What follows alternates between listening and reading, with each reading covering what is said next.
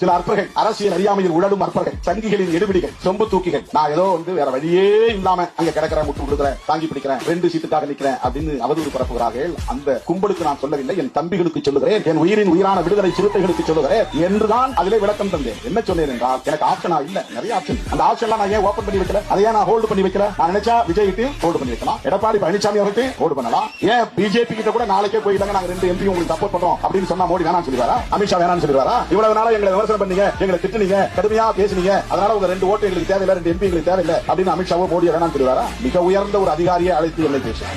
அகில இந்திய அளவில் டெல்லியில மிக உயர்ந்த அதிகாரியை அழைத்து பேசினார். நான் கையெழுத்து கொடுத்தேன், ஐயா எங்களுக்கு எங்க ஏற்ற கொள்கைக்கு அழைத்த உடன்பாடு இல்லை, மன்னிச்சுங்க. இல்ல உங்க ஜனங்களுக்கு ஏதாவது நீங்க பண்ணலாம் இல்லையா, பிரதமர் வந்து சந்திக்கலாம் இல்லையா, நிறைய ஸ்கீம் வாங்கி கொடுக்கலாம், எஸ்சி மக்களுக்கு நிறைய ஸ்கீம் இருக்கு, அதெல்லாம் செய்ய சொல்லுவான். உங்களுடைய அன்புக்கு நம்பிக்கையா நான் வரேன்.